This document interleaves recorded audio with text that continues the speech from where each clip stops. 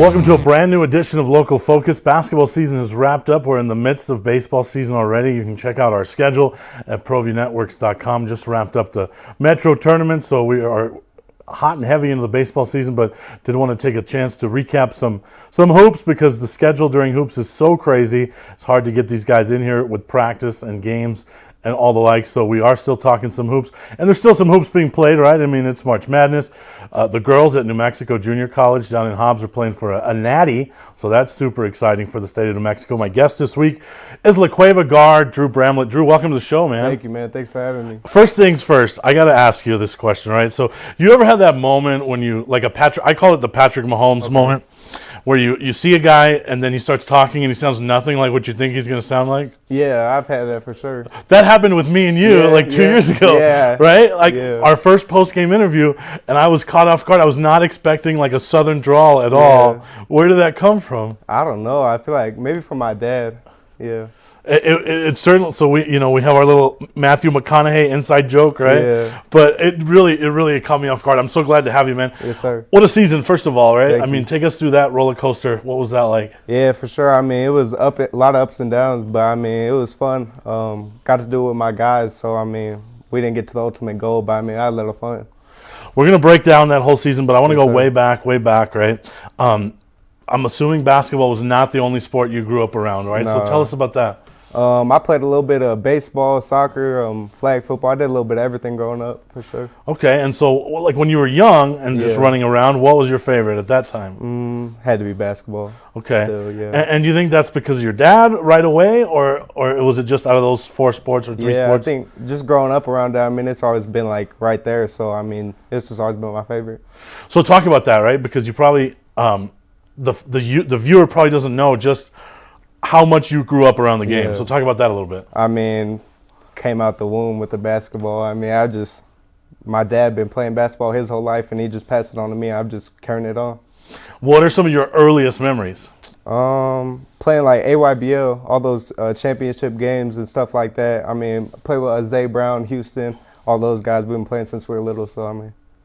What about like, what memories do you have of your dad's basketball journey at all? Do you have? I don't really. He was done playing by the time I came. So like he talks about it, I'm sure. Yeah, for sure. I like see videos and stuff like that.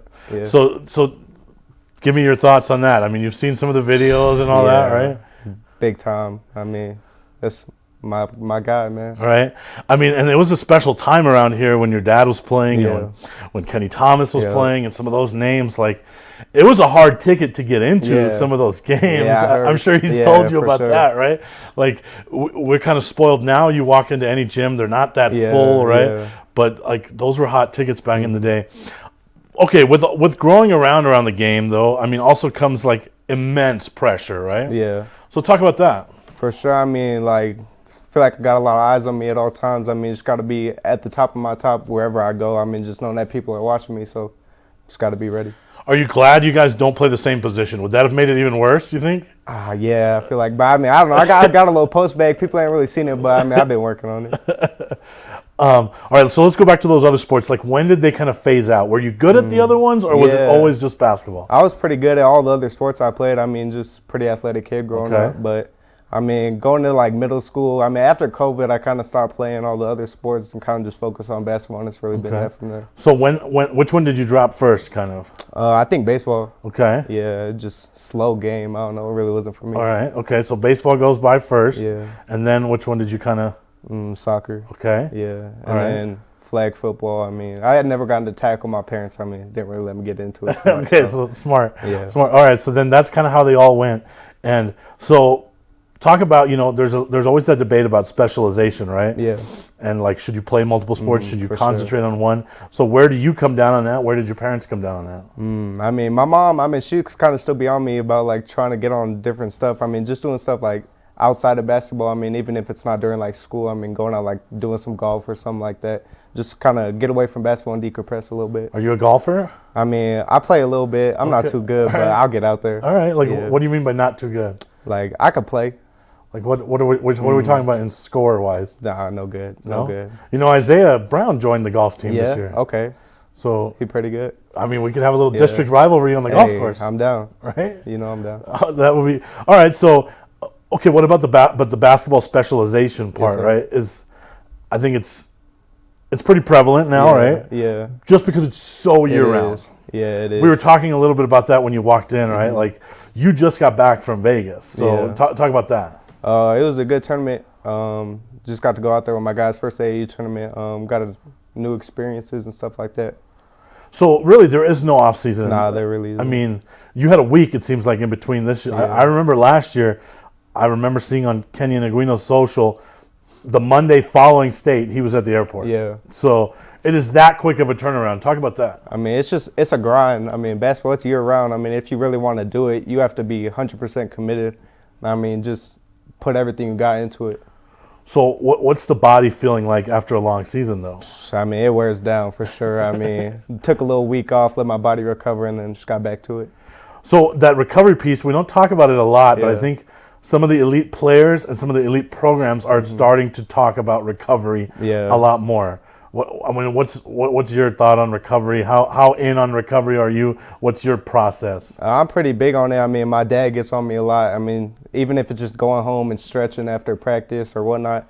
I go to my guy, his name's Eric. I'm not sure his full name, but he takes care of my body. Like during the season, if I have any injuries, I'll go in there and he'll treat me. Yeah, and that seems to be happening more and more. I know I talked to a couple of former high school players that are playing college now, and they said that was their biggest adjustment to college was just sitting on those buses, the recovery, right? So they didn't have a routine of whether it's ice or whether it's compression or whether it's cryo. They didn't have any of that. But there's so much of that available now, right? Yeah, there is. Like, and before, that stuff used to be like, you hear stories about LeBron spending $1 million on his body year-round, right?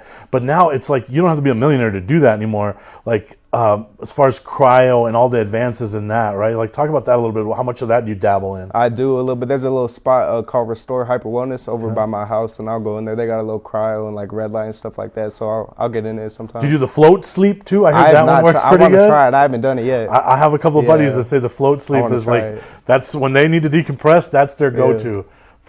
All right, so, I mean, how much recovery, reset, and even just mental reset can you do when a season ends and then a week later you're in Vegas? I mean, not a lot. But, I mean, just trying to find time within my schedule. I mean, I have no school right now, so it's been easier. But, I mean, it's tough for sure. Because I'm sure after the season, and we'll get into the season, right? You guys came up a little short from your goals, but I'm sure that self-reflection thing is part of growing up as a player, right? Yeah. So kind of like inventorying of, okay, what did I do well this year?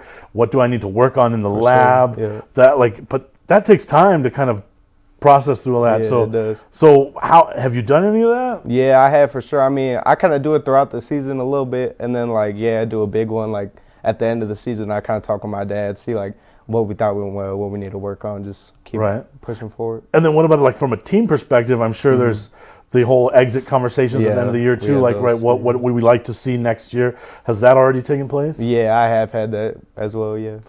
So they say this is the most important time, right? Is that summer between your seasons, right? Yeah. So kind of what's on Drew Bramlett's checklist for this off season that you're working on in the lab? Kind of just continuing to do what I've been doing. Just staying in the gym every single day, working on my body, trying to get stronger, put on some weight, get a little faster. Okay. I want to talk about one of the guys you work with is Ryan Jones, right? Yeah. Yes, talk sir. a little bit about that when we come back with Drew. We would like to thank the following sponsors for making this broadcast possible. Don't sacrifice quality and flavor when you're in a hurry. Golden Pride offers ribs, fried chicken, red and green chili breakfast burritos, and Frontier sweet rolls. 4 great locations, or visit us online at goldenprideabq.com. Golden Pride Barbecue Chicken and Ribs are proud supporters of ProView Sports. Burrito Express is proud to announce that we are the official burrito spot of ProView Networks. Since 1982, with 6 locations serving Albuquerque, Rio Rancho, and Roswell, the question is, red or green? Let's go to the burrito. Visit letsgototheburrito.com and order now. All right, we're back with La Cueva guard Drew Bramlett. We were talking a little bit about all the stuff you do in the lab. One of the guys you work with was one of the smoothest players ever to take the court here in New Mexico, Ryan Jones. And the things that stand out about him were super, super hard to guard. Yeah. And just a shiftiness and smoothness to his game. So what do you guys work on when you're in the lab? A little bit of everything. Mainly like that shifty stuff. I mean, his brand Shifty U, I'm part of it. Just been branching out on that. But just working on my game, working on getting low in different positions, stuff like that. Just learning from him as much as I can. And what else has he done to now? You know, this is an unpaid. He's getting a free advertisement right here on this show. So you got to do your part. What else has he done to make your game better? Because you know he's going to watch this and he's going to be, man, this is my chance at a free advertisement. So you got to hype it up. What else has he done to make you better? I mean, everything, even like off the court wise, like mental health preparation and stuff like that. I mean, just getting better at my game, like all around, like everything. He's done a great job. I mean, that's my guy. I mean, through everything, I mean, appreciate him for sure. And he was a winner, that's for sure. He won. So you talked about the mental aspect of the game.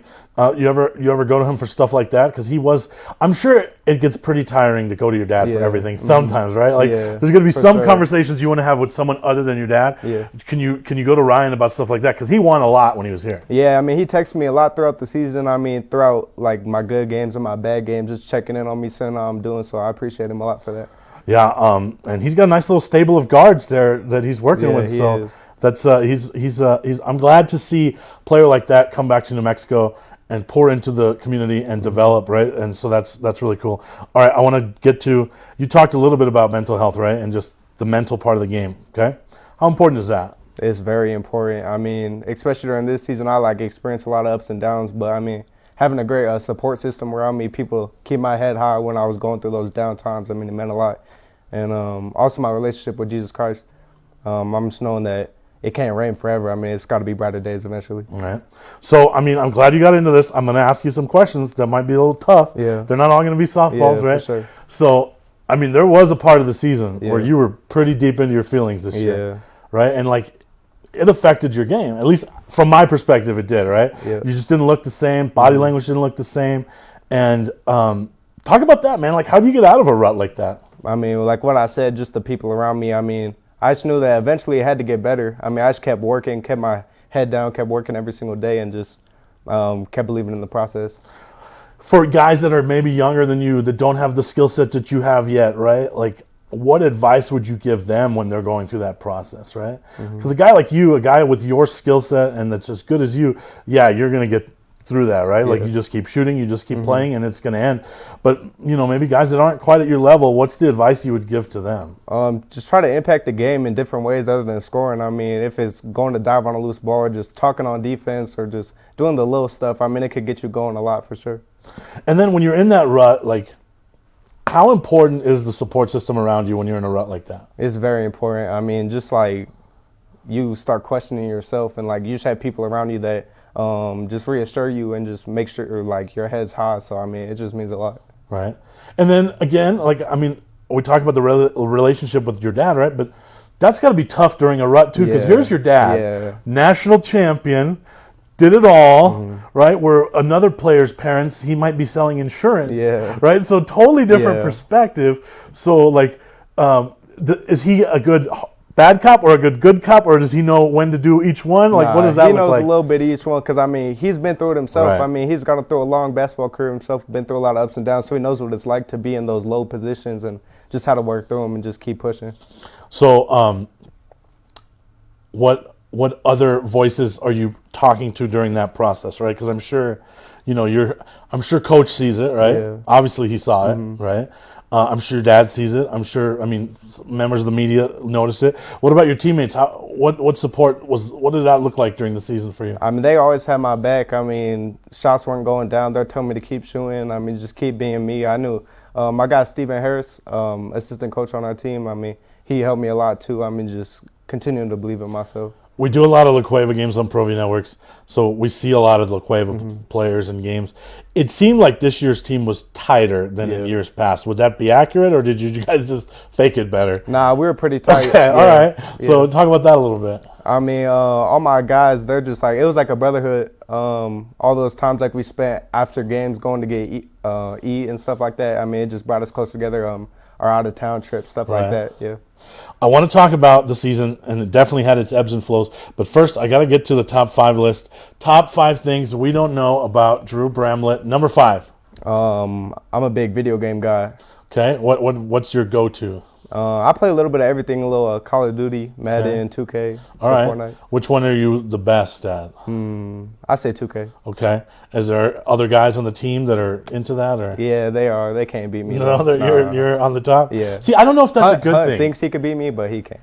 I never know if that's a good thing, right? Because, like, so at my work, we have a group of us that golf, right? Yeah. And being really, really good at golf, we kind of give that guy a lot of shit Yeah, and tell him, for well, yeah, sure. because you're not working. You never work. Yeah. So, like, is it really a badge of honor to be the best, or do you want to be right under there? Nah, you got to be the best at all everything right, you all want right, to do. All right, okay. Yeah. I get it. Number 4. Number 4, my favorite artist is Drake. Okay, all right. Yeah. So that's on your playlist, high on it? Yeah, for sure. What else is on the pregame playlist? I got a little bit of everything. I like calm music before the game. Okay. Some Rod Wave, stuff like that. Okay, all right. Yeah. Who would you say has the worst taste in music on the team? Hunter, for sure. I had a feeling you were going to Yeah, say that. yeah. Why? Like, Hunter's It's my just- dude, so why? A lot of stupid stuff. He seems like a heavy metal yeah, crazy it's guy. like it's like weird music. Is it? Yeah, it's just like, weird. what's his weirdest ones that he has? I couldn't even No? tell you. You I knew you were going to say Hunter, Yeah. but I had a feel like he might be like a death metal, just crazy stuff. It's like underground rap Okay, and stuff okay. like that. Yeah. All right, it fits his persona, right, with the beanie Yeah, and everything? yeah, Okay. it's him. All right. Number 3. I watch a lot of film. Okay. Yeah. So tell me about that, because that's something that we talk about it occasionally on the show, but Yeah. you think of that more in the pro level and the college level, but it has definitely made its way to high school, Yeah. right? So talk about how that goes into your game. I mean, like watching film like before games, just like getting myself prepared to like see who we're playing against, see like what I could do to be impactful, and then like after the games, going back, reflecting, see what I did good, see what I did bad, need to work on. And so before the game, are you watching more opponent stuff or your own stuff? Opponents. Okay, stuff, so yeah. you're looking for what exactly? Tendencies? Yeah, just like open spaces, like what they do on defense, stuff like that. Okay, and then after games, you're watching more of your own. Yeah, myself. And what are you looking at specifically there? Just like reflecting on what I think I did good, like seeing if I missed, like, because like when you're in the game, you miss a lot of stuff. So going back on the film, I mean, you could really see it from an outside perspective. And technology makes that so easy Yeah. now, right? Like anyone can just clip up everything and Yeah. just, talk about the technology behind that, how easy it is to watch film now. It's really easy. I mean, all our games are recorded. It's right there for Right. you. Yeah. Let me ask you a little bit about, since you brought up film, has Coach Julian kind of brought that to like the next level with you guys? Because I know Yeah. that guy never stops watching basketball. No, yeah, he's crazy about film for sure. He So, watches the most film about anybody I ever seen. So, like, what's the latest in the evening he's ever sent clips? Like, hey, I want you guys to watch this. Whenever, like, really, like 2 in the morning, 3 Yeah, in the I don't morning. think. Yeah, I don't think he sleeps. I don't think know. so either. It's all basketball Yeah. all the time. All right, number 2. My favorite basketball player is Kevin Durant. Okay, all right. Give me the story there. Why? I don't know. Just growing up, I went to a OKC Thunder game, and I don't know. He's just always been my favorite player. I like the way he plays. Like where he carries himself. Okay, Yeah. all right. Where is he? I feel like he doesn't get mentioned No. high enough when it comes to the all-time greatest players. Where is he on that list for you? Personally, he's top 3. Okay, so what's your top 3? My dad gonna hate me for saying Yes, this, but there's I got controversy in the house. LeBron at number 1. Oh, I might hate you then too. Yeah, Jordan at number 2, and KD. Wow. All right. Well, maybe watch some more film, Drew, and you get that Yeah. list right. Okay. Because that's who's the highest UCLA legend on your list? Like, how high do you have Kareem up there? I know that's way Top 10. before your time. He's top 10. Okay, all for right, sure. yeah. You're gonna have to hit the film room to redo that list, man. LeBron over MJ, that's crazy. All right, number 1 thing we don't know about Drew Bramlett. Oh man, John a blank. No, you can't. I got hit with it, man. Hunter already did It that. hit You me. can't have a top 4 list. It's got to be 5. You gonna have to come back to me. It'll come. There's it'll no coming back. All right, well, it's the top 4 list then. See, you got to prepare. You got to prepare for these things, man. That last one gets you. I know. bro. All right, the ebbs and flows of this season. Okay, where was everyone at going into the season? Like, preseason's done. Did you guys think you had a good squad? Where's everyone at that point? Yeah, we were really excited. We thought we had like the best team in the state, like talent-wise at least. We were really excited. I mean, I feel like coming into the season, went into Volcano, beat them, beat Cleveland by 20 at their house. I mean, we came out really strong. Okay, so that beginning stretch, right? Yeah. I think that's always a great opportunity for any team chasing a trophy. Yeah. You get a chance to beat Volcano right off the bat.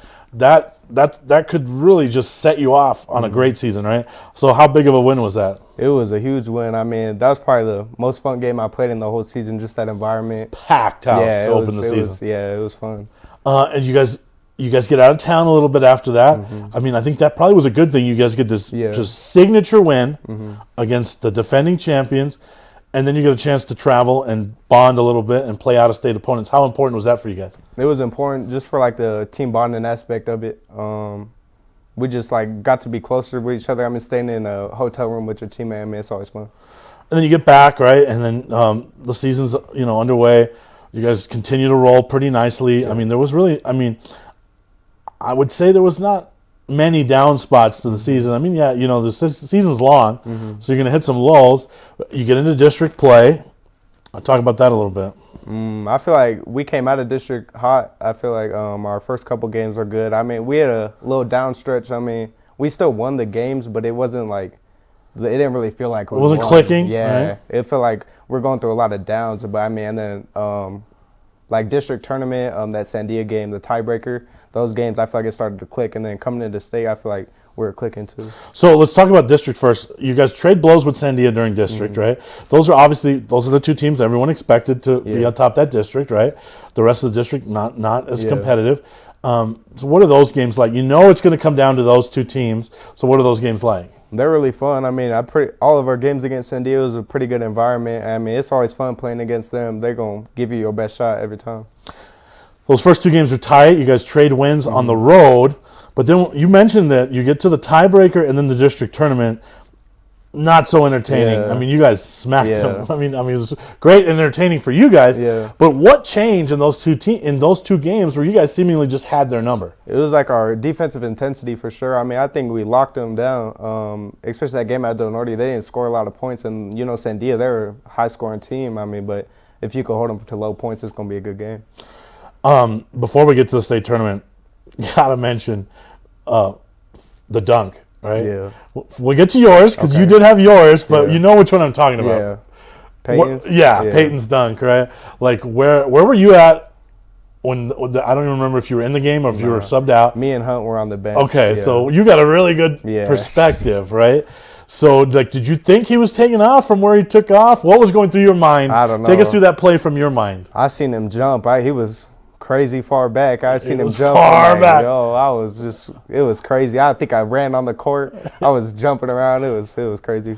And then, that was one of the all-time dunks. Yeah. And then you had your first in-game dunk at the pit. So talk about that. I'd been waiting on it. I'd been getting them in practice a little more consistently. So me and my dad have been talking about it. He's like, you got to get one before the season ends. I got it on the fast break. Now, be honest. When Peyton has a dunk like that, does that everyone else's dunk game has to step up, right? Like you're thinking in your mind, like, okay, I need to do something here, right? Yeah. For sure. All right. So we're heading towards the end of the season. Like you said, you are playing really good basketball, right? And it starts to become a thing. Like, hey, you know what? La Cueva could lift the trophy at the end of this season. Could you guys feel that in the locker room? Yeah, we could. We felt like we had a really good shot. Yeah. And then just take us through that week of preparation and what goes into that, knowing that you're going into the tournament now as one of the teams that could be winning the trophy. We stacked a lot of good practices. I mean, we were really locked in that whole week, just knowing that we did have a chance to go win that at the end. And how is practice different that week before the tournament? Because I would imagine you're not putting in a bunch of crazy new stuff, none of that, right? So how is practice different that last week of the season heading into state versus all the other time? Or did you try to stay the same? It's pretty much the same because, I mean, we have a really good preparation just throughout the whole season. So, I mean, we kind of just kept it the same, just sharpened up when we needed to sharpen up and just prepare for the teams we were going to face. Right, and then you take us through the last game at the pit there, kind of from a player's perspective, what was not going right that game? I just feel like a lot of the shots that usually go down just didn't go down for us. It was just one of those days we needed a couple extra ones to go in, and it just didn't happen. It had to be frustrating from a player's perspective because you guys were turning them over just we were, constantly. And it just seemed like if a couple of those buckets go in, you guys win that game. Yeah. How frustrating is that from an offensive standpoint when you guys are getting all the stops you need, but you just can't score on the other end? It's frustrating for sure, just knowing like how good of a team Volcano Vista is. They don't really turn the ball over that much. So, I mean, you got to capitalize off it when they do, and we weren't able to do that. And what is Coach Orel talking about during timeouts at that point? Because I'm sure he's very positive about, like, hey, we're turning them over whenever we need, right? But we just got to finish those. So what is Coach Orel talking about during some of those timeouts? Just that we got to make shots. I mean, I feel like we got a lot of good shots that we usually make and just didn't go in. And then when it ends abruptly. Yeah. Like I remember I caught up with some of the Del Norte guys in the concourse after their game, and they're like, man, I can't believe the season's over. Like it ends like that, right? So talk about that. I mean, yeah, it really sucks. You hear that last buzzer go off, and it's just like all that work you put in the whole season. I mean, we didn't get to our ultimate goal, but I feel like we still really had a successful season. I mean, we just didn't get to our end goal. Yeah. And then what's that like? I've talked to guys that don't reach the championship, and every guy has a different feeling on it. Some guys linger around, watch the rest of the games. Other dudes are like, nah, as soon as our game's over, I'm out. The last thing I want to do is be at the pit. What was your mindset? Nah, I went to the final game. I was in there. I was pretty mad. Not gonna lie. Just knowing that we could have been in that game, it hurt for sure. Now, the good thing is you have another year to go, right? Yeah, so how does that fuel this offseason? How does that fuel next year? It fuels it a lot. I mean, just getting back to the work, we're not going to fall short again. It's going to look different, obviously, replacing a guy like Hunter, right? Yeah. So the team might look different. The offense might look different. It might look nothing like this year's team. But what do you guys have to do to get back to that goal? Just keep putting work in. I mean, it's going to just be a rebuilding process. I mean, we're losing a lot of our key guys, but we have good guys coming up. So right. And then I don't know how much time left we have exactly, but obviously you want to play at the next level. Yeah. And this is the time, right? Junior to senior year where stuff starts finalizing itself. So what are you looking at? What are some schools that have reached out? What would you like to see happen in the next couple of months? I got offers from New Mexico Highlands and northern New Mexico right now, just some in-state. But this summer it's going to be a big summer, just being out in front of the coaches, just being able to get my name out there. It'll be good. And so that's where, this basketball during the summer is really big because, obviously ABC's traveling a lot, right? You already got back from Vegas. Where else are some of the places you're going to be going to? We're going to Chicago. I think we might be going to Kansas City. We're going all over the place. So this is really an important time, right? Like, you're trying to get better, you're trying to develop, but most importantly also you're trying to get seen during the summer, right? Yeah. Just having the best games I can in front of those coaches, just playing as hard as I can, just showing what I could do. Lastly, Cowboys, Highlands, you talked about them. Yeah. They made their little postseason run. Did you kind of keep a little eye on that? Yeah, I did, yeah. It was kind of cool this year because a lot of the New Mexico teams played deep into the postseason, right? Whether it was Eastern, Western, Highlands, obviously what the girls are doing down in Hobbs, now playing for a natty. For a hooper that's in state, how cool is it to see all that success around the state? It's cool for sure. I mean, just you look in New Mexico and you don't really think about basketball too much. So, I mean, it's good for us to be able to put our name on the map. Well, we'll be watching next year for sure, Drew. Thank you for coming in. This is a big Drew house here on Local Focus, man. Thanks for coming in. Thank you for watching, everybody, and good night.